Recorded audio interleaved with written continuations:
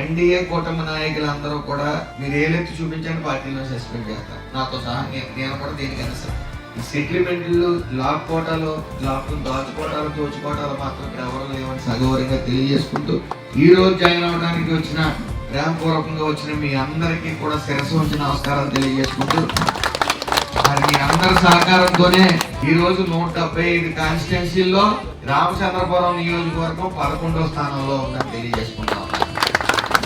అలాగే రానున్న కాలంలో ఫస్ట్ 4 ప్లేసుల్లో మనం ఉండే విధంగా ఇటు అభివృద్ధి సంక్షేమాలతో పాటు ఈ P4 కార్యక్రమాలు లేని వాళ్ళకి చెయ్యూతనివ్వడం, అలాగే మహిళలకి బతుకుతెరువు లేని మహిళలకి జీవనోపాధి చూపించడమే అని చెప్పి నారా చంద్రబాబు నాయుడు గారు చెప్పడం.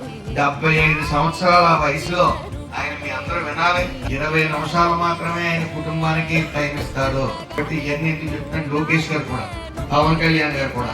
పవన్ కళ్యాణ్ గారు ఎక్కడ అన్యాయం జరిగినా సరే మెరుపు వేగంతో అక్కడ ఉంటున్నారు. అలాగే లోకేష్ గారు కూడా పూర్తి అవగాహనతో రాష్ట్రాన్ని సువర్ణాంతర రాష్ట్రంగా తీర్చిదిద్దడానికి ప్రయత్నిస్తారు. నేను చూపించి ప్రేమాభిమానాలు ఎప్పటికీ నిలబెట్టుకుంటానని మీ అందరికీ మాటిస్తూ అందరికీ నమస్కారం. నాయకత్వం